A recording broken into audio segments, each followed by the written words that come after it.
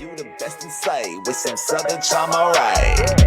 Yeah, with some southern charm, it's nice. Hey, yeah, it's the IDP Show, now you know.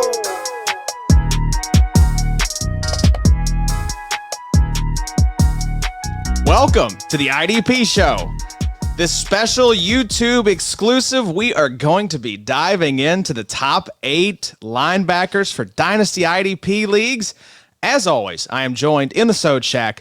On my right, Adam Markham. On my left, Bobby Reynolds. Gentlemen, let's talk about some Dynasty linebackers. And Bobo, we're going to kick things off with the honorable mentions. Some big-name linebackers that did not make the cut for the top 8. Foye Oluokun, Shaq, Leonard, Pete Werner. Why do you think these guys, and maybe some others you want to bring up, did not make the cut for our top 8? Yeah, I want to lump in David Long, personally, Ernest Jones. But primarily speaking, Foye, Leonard, Werner, Oluokun, just age. A little bit older than the guys we're going to talk about tonight. Shaq Leonard, injury. Yes. We all love him. We all love his, his skills when he's on the field, but that's a big win, becoming bigger and bigger every year. And then Pete Werner is just opportunity.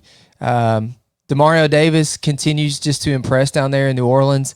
How much longer is he going to continue to stay relevant? I don't know, but Pete Werner has shown that he can be a pretty elite linebacker when given the opportunity. We just need to see the opportunity expand a little bit for him, for those three particularly, to make it into our top 8. Another thing with Foye, he's on that big deal. Once they have an out, which I think is in end of 2023, I think they may part ways with him. They might. His future may be a little bit cloudier than some of these other guys, but he is great. I mean, he's been everything we could want him to be the last 2-3 years, whatever. Yep. And awesome. Exactly like we talked about in the offseason too with Foye, there's 3 pretty good linebackers there. Right. We saw that from this weekend with Muma getting the opportunity over Devin Lloyd. So, Foye is probably the odd man out in the end. But yeah, if you've got any 3 of these guys that are just outside of our top 8, you're still doing all right. And don't hear what we're not saying. These guys are not like outside of our top 24. Yeah. They're outside of the top 8. This is very, very tight to try to get this group put together. But these are our consensus top 8. So let's start at 8 and we'll work our way to 1. Gentlemen, let's kick things off with number 8, Fred Werner of the 49ers, probably the best linebacker in the NFL in terms of actual on-the-field ability. Addy, he clocks in here at 8. This was one that I struggled with a little bit because Fred Werner has had some cold spots this season, some should I drop Fred Werner questions, but has come on recently. Why do you think he earns a spot in the top 8? I just think he's a safe pick for the next 3-4 years. I don't think you have to worry about. You got Fred. I mean, is he an LB1? No, but you have a rock solid LB2. That's just a valuable piece to have on your team. Set it and forget it. And he does have these splash weeks too. We've seen it. He's averaging 16 points per game since week 6. So I mean, he did start out slow, but I mean he's basically a top 15 linebacker at this point, points per game wise. But I mean, Fred. He's everything you want in a linebacker. I mean, he's grading amazing this year. That's something that he's done consistently throughout his career. But he's not going to lose his job. We don't have to worry about him getting replaced. 81.3 PFF grade this year. After the slow start, he does have 35 tackles in his last 4 games. So that's pretty nice. Fred's going to be about just 9 fine. per game. Bobo, I think the other thing, too, a point that Addy brought up on one of our other episodes, Fred Werner is going to age very well in Dynasty because what happens when the athleticism and the ability to cover sideline to sideline goes away, then you're staying in the box, then you're the tackle machine. So we could actually see a value bump for Fred Werner later in his career. Let's move to another NFC West team, number 7. Jordan Brooks of the Seattle Seahawks clocks in at 7. Bobo, this is another player that I feel like may be a little lower than what some other IDP analysts would have. Why do you think we have Brooks, say, outside the top 5? Because I feel like maybe consensus of the IDP kind of community and the other analysts that we know, he may crack the top 5. Why do you think he fell out a little bit for us? It's because we pay attention to PFF more than most people, and we value what PFF grades are, whether it be coverage grade, whether it be tackle, whether it be pass rushing upside that some of these guys have. Jordan Brooks, if you're looking at him on a points per game basis, on a tackle per game basis, sure, he's going to be in the top 5 for a lot of fantasy analysts. But the problem with Jordan Brooks, and I feel like this is probably for all three of us, is that how long can he continue this on with poor play at times? There are some games where he looks good, but there's also some games where he looks very lost, especially in coverage. So with Jordan Brooks, I think it is just a kind of a ticking time bomb type of thing. Enjoy it here while it lasts. It could be for a couple years, but I don't know if I see it for longer than 5 years. Yeah. Addy, do you think we have in the notes here, he is leading the NFL in tackles, 106, and that is 10.6 per game, averaging 14.3 points per game this year, 17th among all linebackers. He's in year 3 of his rookie deal. He will be a UFA in 2025 if Seattle picks up his 5th-year option. That's the big question for me. Do we see a long-term future for Jordan Brooks in Seattle? Maybe not in Seattle, but I do feel like Jordan Brooks, and that's why he's so high on this list, because we do think he has another 3-4 years of solid production. I do think he gets a deal like Foye Oluokun got this offseason when his time in Seattle comes up. If it does come up, they may want to work out, keep him there. And that's fine. If it does, that's good for his value too. That's right. But either way, I think Jordan Brooks is safe for another 3 years, right? I think he's going to finish out his career there in Seattle, but then that next deal, he'll get paid a lot of money and he'll be in the same situation. They'll cut him for cap, reasons. He reminds me a lot of Foye Oluokun because he does one thing really well. He tackles really well. That's all he does. That's all he does. That's why he gets bumped down a little bit. We are all, primarily play in big play leagues, so tackle heavy. You could actually knock him up the rankings a little bit, but big play wise, he's just never going to be that guy for you. That's why he's down at 17th among linebackers for us, is because all you're getting is the tackles. Yeah. And I think he will get that 5th-year option picked up. Yeah, so there's 2 more years in Seattle, plus the first year on a new contract, either with Seattle. I think he will be with a new team after that 5th-year rookie option, but we'll see. Yeah, no sacks this year. 1 tackle for loss. He only has 1 sack in his career. He just doesn't do it. Just a tackle. It's just a tackle guy, and that's okay. That's fine. We need those guys. Let's shift gears, though, to a player who is not just a tackle machine, a big play opportunity waiting to happen. The Arizona Cardinals linebacker Zaven Collins clocks in at number 6 on our list. Addy's Zaven season has finally arrived, and something interesting I saw today, Zaven has been getting a little bit of the Micah Parsons treatment, getting some of those DL snaps. Yes. Do we like that for his value? Yeah, we've been talking about that for a long time, hoping that they would use him that way. So love to see that. That's going to be big for, the sacks and the big plays that we want every week. So, yeah, Zaven Collins, do we wish the PFF grades were better? Yes, he's 56.8 overall PFF grade this year. So, that could definitely come up. But again, this is really like his rookie run. This is basically his he got no run his first year. Yeah, so this really is. So he's going to be working through some stuff and figuring things out. But, I have full faith that he will. This was a guy that was extremely productive early on in college. Yeah.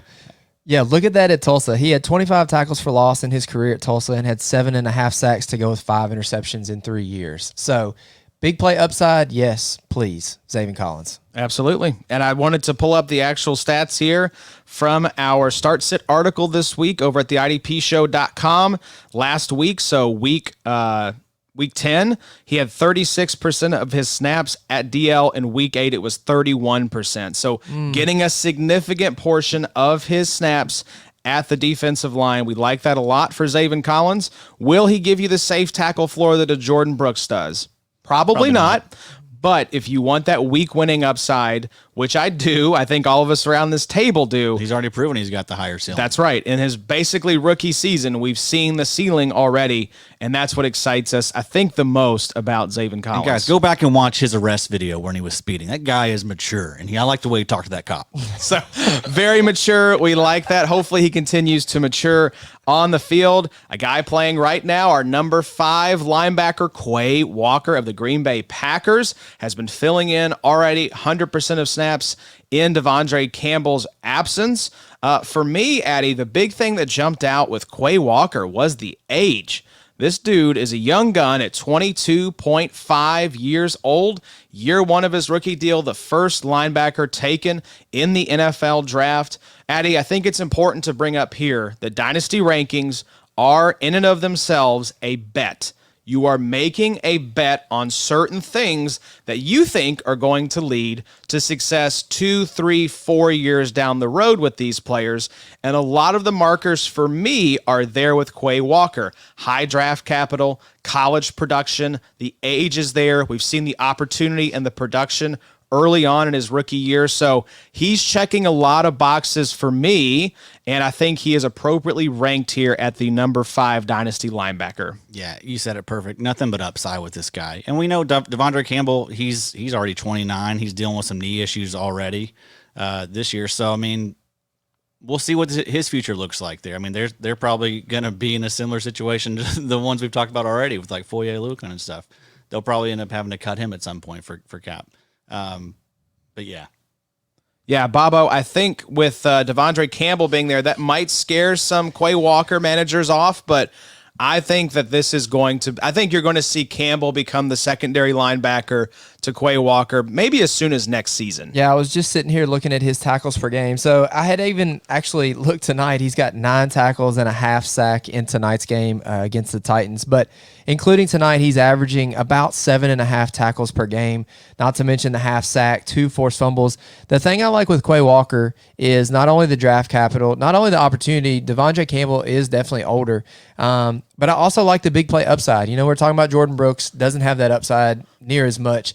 Zaven Collins not only has the age, has the college production. Quay Walker fits the mold also. I think Quay Walker, I think there's a world where we do this next year or we do this in 6 months, and we're talking about Quay Walker being even higher than this right here. Could be top 3, even top 2, I think. But let's talk about another rookie who is cracking our top 4.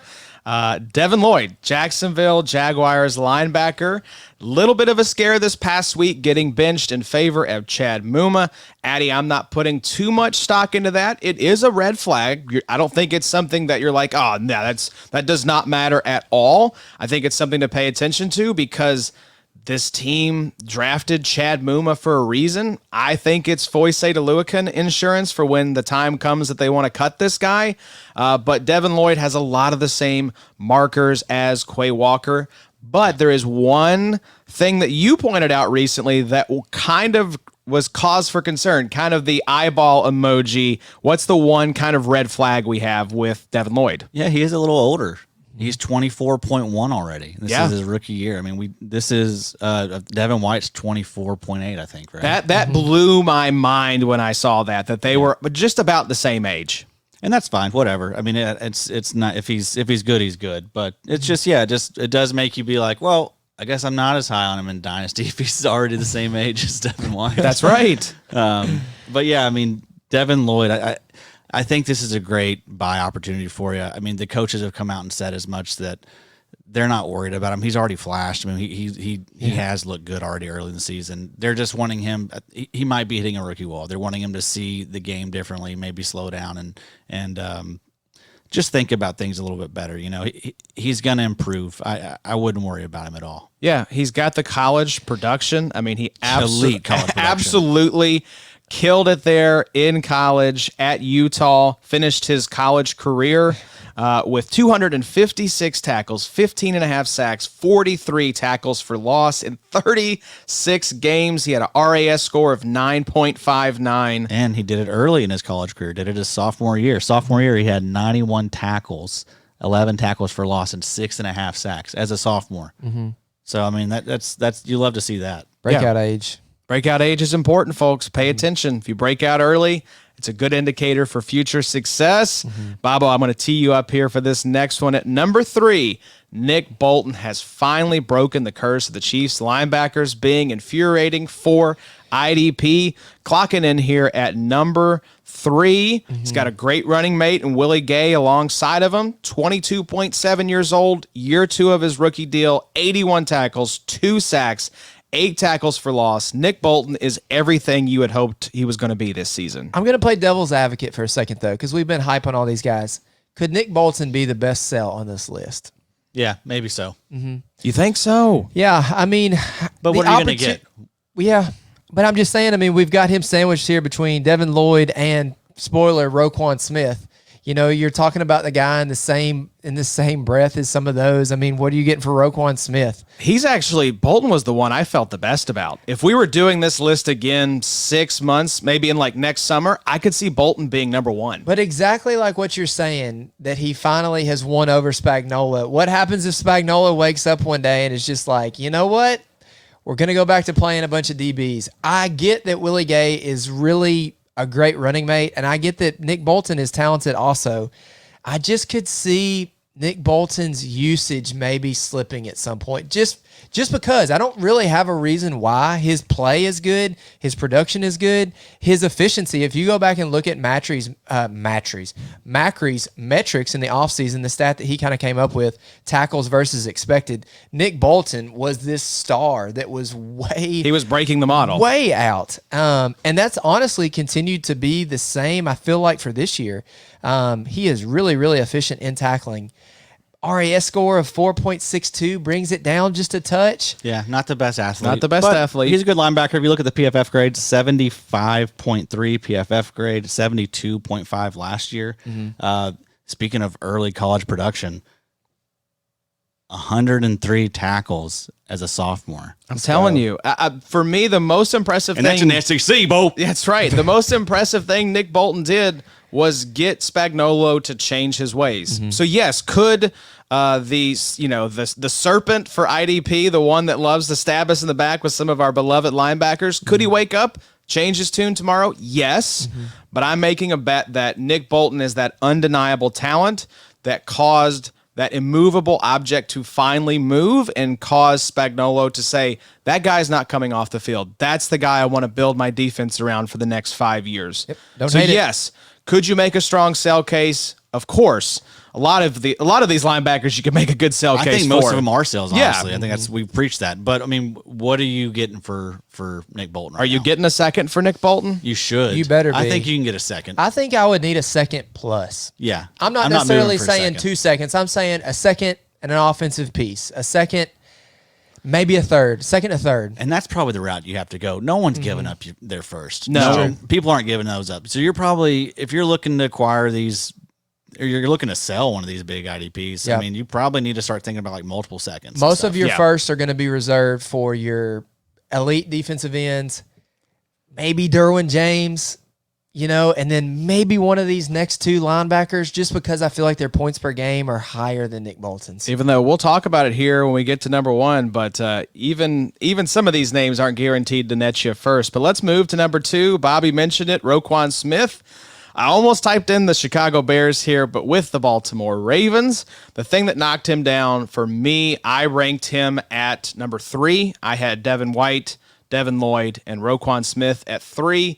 And the reason I knocked Roquan down was we just don't know what his role and his production is going to look like and his future is going to look like. He's going to want a new contract after this year. I think the Ravens will give him one, but I have seen some chatter. Maybe this is just a rental. Was that traded for a second? Was he traded for a second? Yeah, second. Yes, he was traded. Yeah. So that's gonna be hard to not pay him. It was the pick they got, for the that they went and Chase spent Claypool. on Chase Claypool. Yeah. So What do you think? Should they pay him? I think they should. I do too. I think that's a lot to give up to not pay this It's guy. a perfect spot for Roquan. It is. I mean, know, there's and- a lot of help around him finally, but I mean, yeah, I love the landing spot. Smart NFL people are saying the Nate Tice's, Greg Rosenthal's of the world are saying he allows Patrick Queen to do things that Patrick Queen does really well. He makes that defense more dynamic. So And if you think about the other side of the ball also, it might even kind of spell out an extension for Lamar, because they might know that they're in a little bit of a window here with Lamar. Y'all need to pay him. He's younger. He is a running quarterback, so how long is he going to weather? Roquan, Adam, speak to him. Yeah, he's awesome. I mean, 25.6, 88 tackles this year, 2.5 sacks, 2 INTs, 4 tackles for loss, 3 pass deflections, averaging 16.8 points per game. That's 4th best among linebackers. In college, he had that earlier production too that we're talking about. And this was at Georgia. Put up 95 tackles and 5 tackles for loss as a sophomore at Georgia. I mean, he's been the standard bearer for IDP linebacker production since he came into the league. Like, let's be honest. There are other guys, Shaq Leonard you could mention there, Devin White you could mention there, but Roquan Smith has been the most consistent. I mean, look at these tackle numbers since he's come to the league. And the sacks too. Hell, 121 and 5 sacks as a rookie. In 2019, he had 101 tackles and 2 sacks, and he only played 12 games. Third year, 2020, 139 tackles and 4 sacks. Fourth year, 163 tackles and 3 sacks, and this year, 88 tackles and 2.5 sacks already. So. And honestly, it's both. It's not just tackles, it's both. Yeah, his PFF tackle grade has never been below 75 either, and it's great. even gotten above 80 in 2019. But exactly like you and Macri talked about in your preview pod a week or two ago, Macri said, this will probably allow Patrick Queen to just pick a lane and run at the quarterback. The only thing that seemingly Pat Queen does well. He's a poor tackler. That's fine. Now we've got Roquan. Pat Queen, just go after the quarterback. Go forward. Don't go backwards. Don't go side to side. Just go forward. I think they get a deal done. I think Roquan Smith stays a Raven. And Roquan, he's been struggling with the PFF grades. He's in a perfect environment to improve all that stuff. He has vets around him. He has nice young pieces, great coaching. Kyle Hamilton. I bet Ray Lewis still keeps in touch there. Oh, he does. That's going to be a link. Absolutely. That's a great spot for better Roquan. or worse. But I don't think the upside is as great as it was in Chicago, just because he was asked to do everything. He was everything there in Chicago. Right. That I think the production and the role is great for Roquan. I don't think it's as great for IDB production as what he had in Chicago. That's why I knocked him down a couple runs. Chill out. We're saying he's probably not going to average 19 a game, but he'll probably still average 15 to 16 exactly. a game. Do you see Roquan as being the type that he's got a couple more good years in him, or do you see him as like a DeMario Davis type? I think this was really good for his career. I agree. I think this will prolong his career. I wonder what would have happened to him if he had stayed in Chicago long term. He doesn't strike me as the type to phone it in, even if he's on a bad team. But yes, I think this sets him up in a DeMario Davis type situation where he could be there and be productive into, his 30s, early 30s. I think you've got a long runway ahead with Roquan Smith. Let's move to our number 1 pick here. Devin White of the Tampa Bay Buccaneers sits as our number 1 IDP Dynasty linebacker. I put Devin White as 1 because of the age and because of the week winning ability. There are so few IDPs that when they go off can win you a week. And Devin White has that ability more than any other linebacker. He is averaging 17.7 points per game this year. That is the most among linebackers. 76 tackles, 5 sacks, 8 tackles for loss, 4 passes defended, 2 forced fumbles. He is 24.8 years old. Basically about, what do we say, like 7 months older than Devin Lloyd. So this guy is still young. He's still productive. There are questions. He is a UFA in 2024, so he's got his 5th-year option picked up. He will be a Buccaneer next year. Will he be there long-term? A lot of changes could be coming down the pipe with the Tampa Bay Buccaneers. The future is a little bit uncertain, but I don't see why they wouldn't want to keep this guy in the building. Addy, I think you and Bobby both had Roquan at 1, Devin White at 2. So what knocked Devin White down just a smidge for you below Roquan? I don't know. That's a tough question, Josh. It's kind of a coin flip. Yeah. It really is. I kind of think you answered it for me when you talked about the longevity of Roquan's career. If we're talking about who's going to be the best for probably the next 5 to 6 years, I'm going to take Roquan over Devin White. Now, in the next 2 to 3 years, I might take Devin White, honestly, especially with the change in scenery for Roquan. It might be good, but Devin White, we know where he is going to be through 2024. So right now, I feel like and someone's going to pay him, dude. Exactly. Yeah. That guy has way too many tackles, way too many sacks. He is going to get... He's a playmaker. The sacks are back this year. Yes. And 5 sacks. Look at his college production as well. I know Devin White's been in the league for a while, but let's look at some of these other guys' college production, kind of similar. So he had 28.5 tackles for loss. He had 8.5 sacks in college. Some of the same type of guys that we're talking about, the Quay Walkers, the Devin Lloyds, some of these guys that racked up a ton of those, Zaven Collins, the college big play type stats. look at what these guys could be a Devin White here in the next 2 to 3 years. Yeah, it turns out usually when they're really productive and ultra productive in college, it seems to translate to the NFL. Translates pretty well. They know how to get tackles. They know how to do sacks it. and They do know how to do they sacks. know how to do sacks so hard, man. So do sacks so hard. Devin White, I love you. Now, I will say, if you can get a first-round pick for Devin White, you need to cash out. Goodbye. He has been out there on the trade block. Of course, every league is different. I have not been able to get a first-round pick for Devin White, and I'm fine to hold him. Don't sell for less, because I've had that temptation of, well, I could just go make X, Y deal, sell him for 75 cents on the dollar, but I'm not going to do that. I'm just going to hold Devin White, and if I can get a first, I'll cash out, but otherwise, I'm fine to have this week-winning IDP on my roster. 2 seconds? Nope. 3 seconds? 3 seconds. Yes. I think that would get it done. I would still say no. I want a first. I want a top 12 pick. 4 seconds? All the seconds, the entire second round? Everyone just pitches in? Of all these guys, based on where the standard kind of value is, not necessarily where we value them, but where IDP values some of these guys, who is the guy that you think is probably the guy that you want to acquire the most on this list? Not necessarily. I mean, Devin White is not the answer, because you're going to have to give a lot to get him. The one, to take it all the way back to the very beginning of this video, I was thinking about making an offer for Shaq Leonard tonight. Now, I think it could just be gone. The balloon could have burst, and we just don't know it yet. It's entirely possible. But he has never been cheaper. And so for me, that's the type of, price that I want to pay, is who can I go in and acquire for cheap? I mean, are you getting a discount on any of these guys right now that we've listed besides Shaq? Fred Warner. Maybe Fred? Yeah. I feel like no one wants Fred. Gosh, and he's 26 years old. I know. I was trying to get seconds out of him. No one wanted any part of it. But there was a point I probably would have taken a third or something for him, a third and a fourth. But I think you just hold that guy. I think he's just a nice piece to have. And like we mentioned, he's going to age very well, I think. Absolutely. So there you go, folks. The top 8 linebackers for Dynasty IDP leagues. We appreciate y'all tuning in to this YouTube exclusive. We're going to try to do some more of these. So make sure to hit the thumbs up button, subscribe, and if you liked it, share it with a friend. Go over to theidpshow.com. Check us out. Give us a sub over there. You're not going to regret it. We've got a lot of great stuff coming down the pipe every single week. Some really cool stuff planned for the off season.